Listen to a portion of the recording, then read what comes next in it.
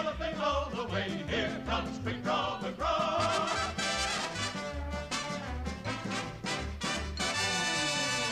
Yippee-yi-yo, ki-yay, galloping all the way. Great big star on his chest. Out from all of the rest.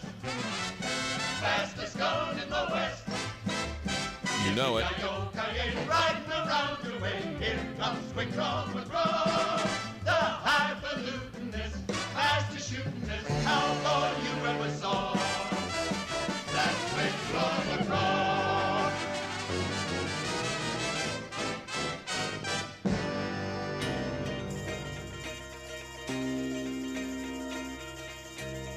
I'm the highfalutinist. Fastest draw. Quick draw, McGraw. Thank you. Ladies and gentlemen. That's the rumor. That's the rumor. No, it's a fact, baby. This guy. 908, Big 550, KTRS. What, isn't there a movie where they just do punchlines? Isn't there a joke where they just do punchlines? Like, did I hear that? Did you tell me about that? No. They joke and they just go, like two buddies just go around saying, "Would I? What are you talking about?" Oh, no. You know, you're just don't going know. back. Isn't that from The Office? That's what she said for 3 years. Is that show funny? No, I said go to the store and get a loaf of bread. Hey. Ah. All right. That's the voice of Scott Sherman. Good morning, Scott Sherman. Good morning, McGraw-Millhaven. I want to talk about this Coleman case in Maryville, Missouri. But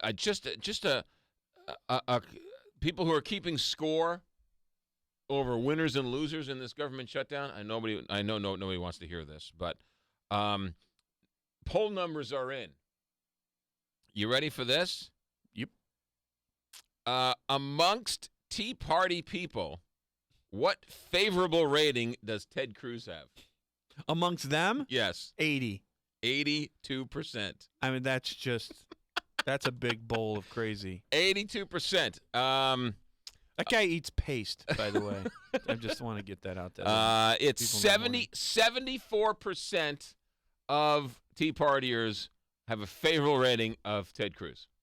That says it all. Republicans have a bit of a problem. Yeah. And his name is Ted Cruz. Yeah, ask Senator Orrin Hatch, who didn't go after Ted Cruz. He's going after the Heritage Foundation. Right. Yeah. It's getting to the point where the adults in the room need to speak up and speak up loudly before we get overtaken by. You know what? People, 50% of people who go to the polls are considered themselves Tea Partiers. So you need a majority of the Tea Partiers to win. And yet you can't win the general election. There's no way Ted Cruz wins the presidency, but there's a very good possibility he wins the nomination. There's so many problems between gerrymandering districts and what happens in primaries.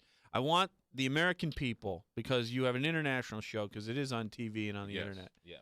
I want them to know this. You're allowed to vote. Please. It's not just crazy people that are allowed to vote. You're also allowed to vote. Please go do so. All right. Please vote. Let's talk about this Coleman case, because you being a lawyer, you can explain this all to us. Okay. This isn't just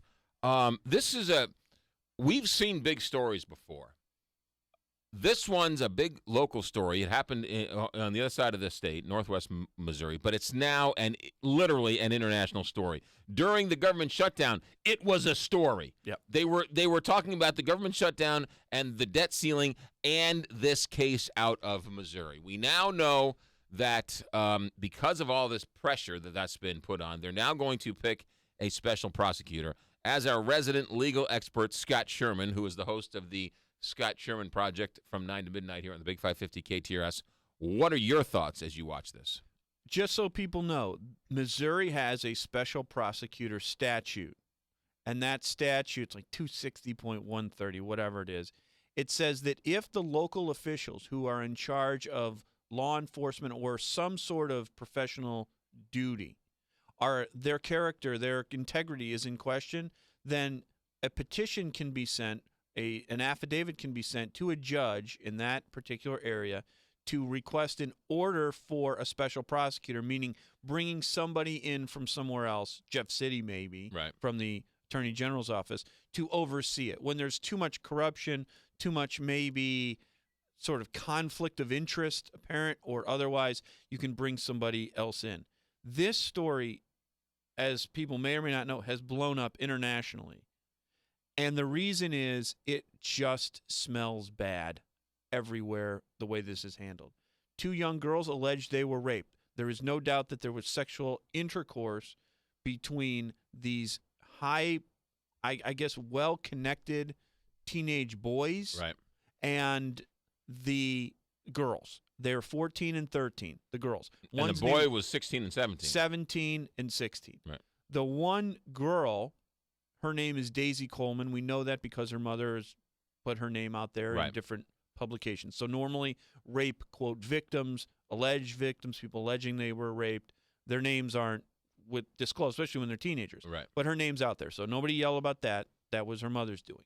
But this other kid, Matthew Barnett, is his name. 17-year-old. He was one of the captains of their local football team, defensive end, good-looking kid, man on campus, big shot. His grandfather was the state rep for many years. His name was Rex Barnett. And he is the same guy whose seat is now occupied by Brad Lager, who was running for something or other last year. I don't even remember what it was. I think it was Attorney General. So there's all of these folks that are very well connected out there. Initially, and this girl reported it. I mean, her mother saw her sitting literally on the front porch in 20-degree temperatures in a T-shirt and sweatpants with frozen hair, dying. Okay, here's what I want to know. Why does our current Attorney General, who's going to run for governor, Chris Koster, why does he say, when this story blows up nationally, that, hey, I'm the chief law enforcement of the state, and there's nothing I can do about this? Well, I don't know. You should read the special prosecutor statute. Maybe he could have explained, I can't do it until they follow the right procedures. And now you've got the local prosecutor in this county out there giving a very, I would say, bizarre press conference a few days ago with CNN throwing questions at him. All the national media were there saying, hey, how come you, prosecutor, dropped the charges when the rape kit test was done within 12 hours of this alleged assault, where there was evidence that's been not leaked but released that the girl, Daisy, had evidence of sexual contact and remembers nothing, and there were cell phone camera pictures of allegedly this kid having sex with this girl. You had admissions by this kid who was 17 that he had sex with a 14-year-old. You had enough evidence and to bring charges, and they were originally brought. Why didn't you follow through with it? And his answer was, well, the parents and these girls, they said under oath that they were going to invoke their Fifth Amendment right. So since they wouldn't cooperate, I was dropping the charges. He had all kinds of physical evidence, and yet the kid that's accused of this sexual assault and rape because this Daisy girl doesn't remember anything. Here, drink a glass of vodka. She's out cold. Is connected to this very powerful guy in a small community. Oh, by the way, the Coleman house mysteriously burns down. Explain to me, I've never heard in legal talk a victim invoking their Fifth Amendment rights. I thought the alleged can invoke their Fifth Amendment rights. I've never heard of the victim or the person bringing it alleging their Fifth Amendment rights. Well, when someone is asked questions and they're in custody, they would invoke their Fifth Amendment rights, or when they're under oath and they don't want to commit perjury, they can invoke their Fifth Amendment rights. I don't know how or why this girl would do such a thing, or her parent or mother would do such a thing. Right. But she's 14, so she doesn't know anything about constitutional rights.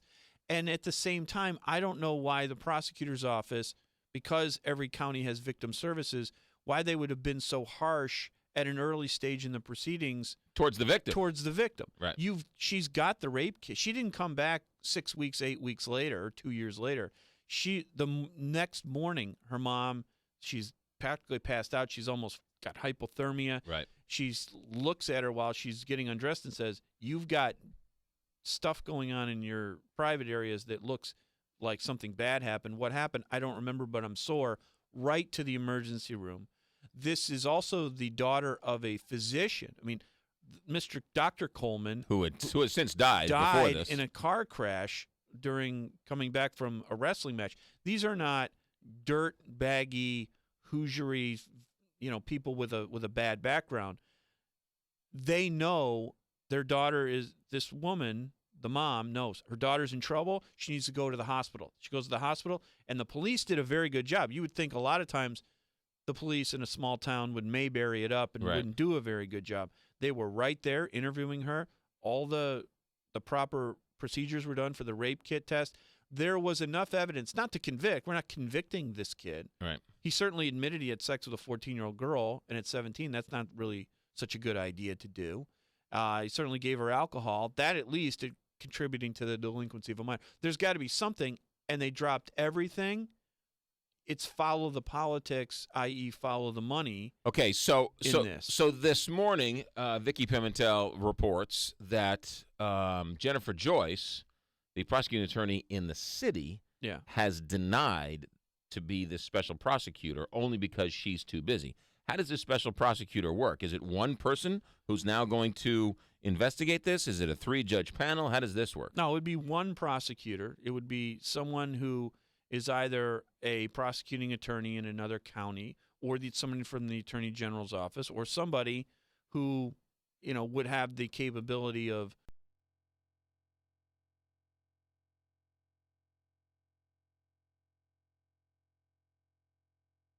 the conflict that would cause the special prosecutor to be brought in. But in this particular case, and the Kansas City Star really did the work so far on this that made it blow up. Right. Well, Deb Peterson said that the first time she heard about it, or at least followed it all the way, there was a radio station in Kansas City that I guess heard about it, had the people on, talked about it. Kansas City Star then spent months investigating this. It aired. They printed it Sunday. The Post Dispatch rebroadcast it, or pasted it up on their webpage as a special to the Kansas City Star. That's where I first read it. And since it's been, I guess, the last week, it's now blown up internationally. Yeah, and this group Anonymous that people may or may not know, they're the same people. They had that creepy computerized voice that they give statements on. They're sort of a computer hacking Robin Hood type group. They've really gone after in the past, in the last year, the Phelps family. You haven't heard much from the Phelps family. Right. That's because Anonymous was shutting their website down and really going after them and really using their tactics against them. They've also gone after the Scientology church for some of the tactics they use. They went after that Steubenville football player. In the Steubenville, Ohio case, there's been cases like that in Halifax, Nova Scotia, where young girls have been raped and the community has turned against the victims in those cases. Some of them have committed suicide.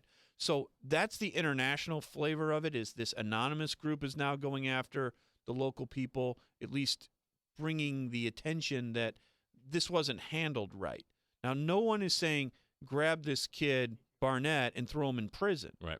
But this guy should have been, I guess, put through a trial with the evidence that they collected, whether or not Daisy Coleman wanted to testify when the prosecutor asked her to or not. The trial wouldn't have been for months, and they should have done more to sort of cultivate her and protect her instead of saying, are you going to cooperate or not, and do almost like a Gestapo type tactic. Here's what we got a break. Scott Sherman's with us. We'll take a couple phone calls. 314-968-9600.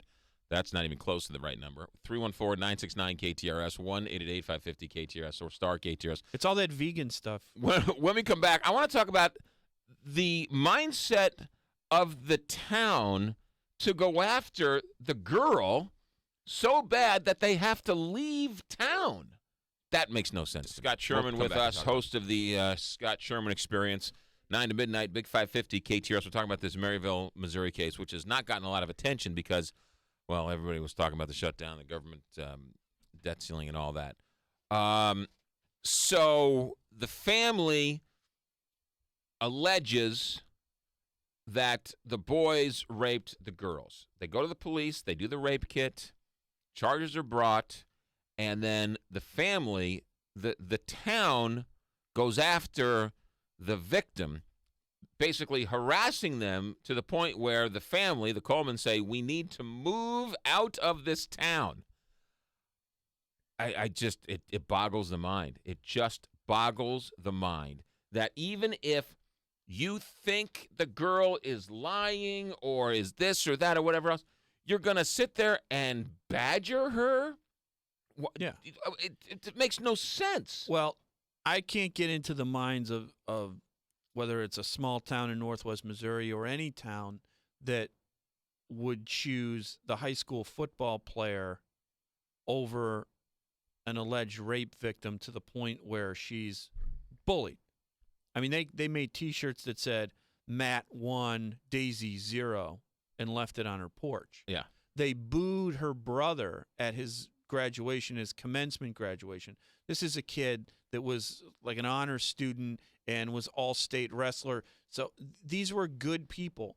But when you're too big a fish in too small a pond, you have way too much influence and power, and you might just be able to get away with rape, murder, or anything else because the folks that live in that town either are too afraid of you or revere your family too much or are just so myopic that they can't understand that even someone from the, quote, best families can do the most horrible things.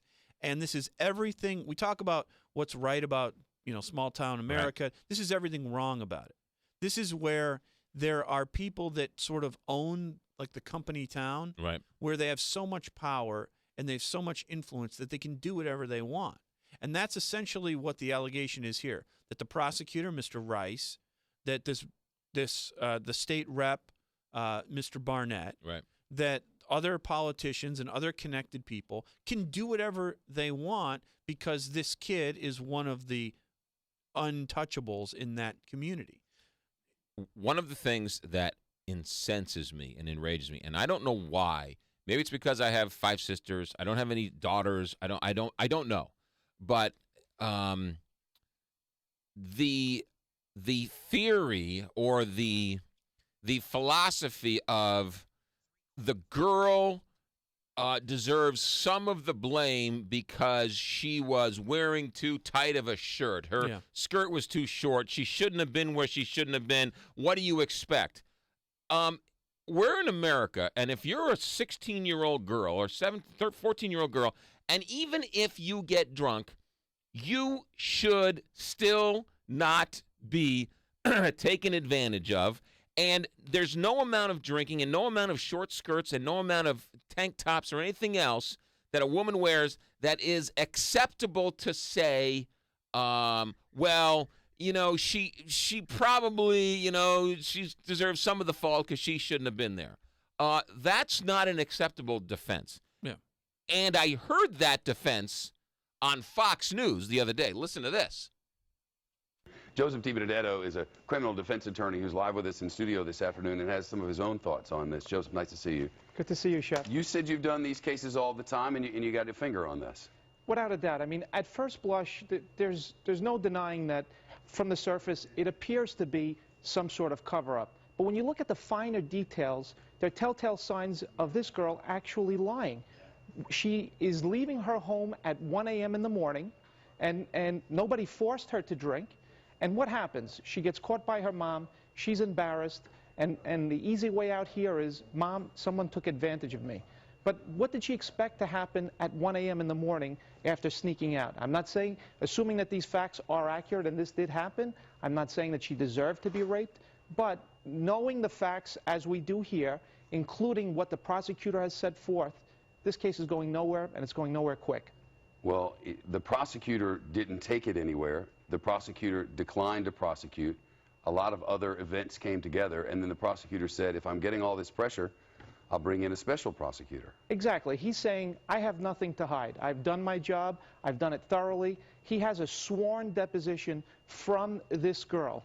What happened at the point of investigation when she had her opportunity to come out and say, hey, I was taken advantage of? What does she do? she invokes her Fifth Amendment right. That tells you a lot. A lawyer for Barnett said in a statement that Barnett, quote, cooperated with the investigation and freely admitted that there was indeed a sexual encounter. While many may find Mr. Barnett's behavior reprehensible, the legal issue was whether a crime was committed. The prosecutor, in not prosecuting, decided that he did not believe a crime had been committed. Without a doubt. We all know that there's no crime in the state of Missouri. All right, of that's having enough. sex- I had two enough minors. of this. What did you expect makes my skin crawl when people say that about a victim of a crime? Yeah. I'm walking down the street at 3 o'clock in the morning. What did you expect? Yeah, I don't expect to be killed. You know, I mean, I should be allowed to walk down the street. That guy sounds like he's either from New York or New Jersey. If he moved to Brooklyn or Manhattan or Newark and he got murdered and mugged, what'd you expect? You live in New Jersey. Right. That's the most ludicrous and disgraceful and counterproductive analysis that you can have. We're not talking about proof beyond a reasonable doubt in a courtroom. We're talking about, with this guy, someone is 1,000 miles away from the scene, trying to give a perspective as to why the prosecutor may or may not have done what he did. But at the stage that that decision was made, there are thousands of cases with less convincing evidence that are prosecuted fully in that county and others because the defendant's name is not Barnett. Because if it's Smith, Jones, Sherman, or Millhaven, we're prosecuted to the fullest extent of the law, and it's our job to come in there and poke holes in that during a trial. And here's our deal. And if you want to be on probation because you gave the 14-year-old girl alcohol, dude. Oh, by the way, 17 to our friend, our counselor in New Jersey, 17 is an adult in the eyes of the law in Missouri. You do adult crime, you do adult time, and his admission of sexual contact may not have been a felony because he wasn't over 21, but it's certainly a crime because she's 14 years old and she can't give consent. It is impossible for a 14-year-old boy or girl to give consent to sex because the age of consent in Missouri is 16. So therefore, A, you've got the crime of contributing to the delinquency of a minor, giving her a glass full of booze, right, and B, sexual contact with her when you're 17 and she's 14. Now, the facts are that we know from these articles that have come out, she was drinking in her own house. Yeah. They start texting. She left around midnight to go meet up with the guy. She did the old sneak out the bedroom window after mom goes to bed. Which has been done about 1 billion times in American history, right? The sneaking out of your house at midnight to go meet up with somebody. Romeo and Juliet did it. Right. But again, I suspect I did it. I snuck out of the house at midnight. Damn right. I didn't expect to be raped or to be abused. No. Right? So, or to be left for dead outside. This girl could have died.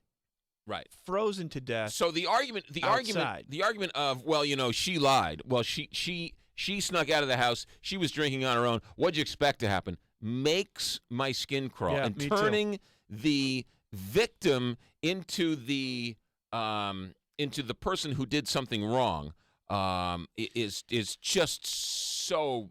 And for a criminal defense attorney to read tea leaves on someone invoking their Fifth Amendment right to remain silent is one of the most ludicrous and also offensive things that happen.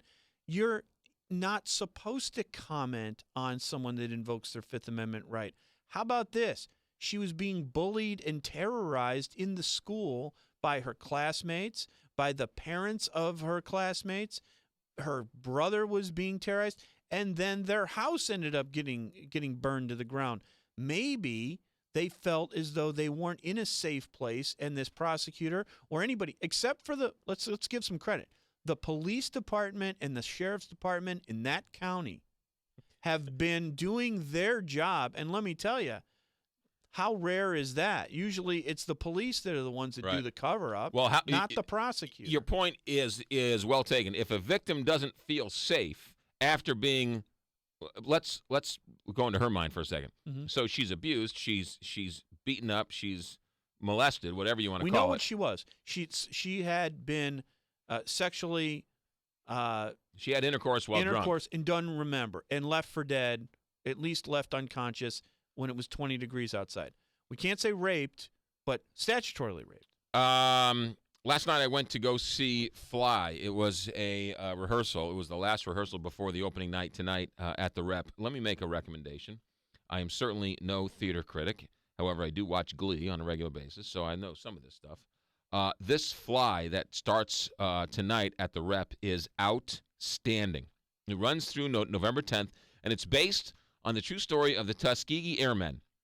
And they turn that very simple Rep stage into the Alps, into boot camp in Alabama, into a fighter jet, a bomber. It is amazing what they do with the special effects. Not to mention, it's a great story and a riveting story. The actors are fantastic. The direction is great. So, you know what? Turn off the TV. Turn off Keeping Up with the Kardashians. Spend $1 or $2 and take a friend to go see Fly at the Rep. Live theater, there is nothing like it. Fly at the Rep starts tonight, runs through November 10th. 314-968-4925. Or the Repertory Theater is, the website is Repertory Theater. Just go to Google and type in Repertory Theater St. Louis. You'll find it. 314-968-4925 at the Rep.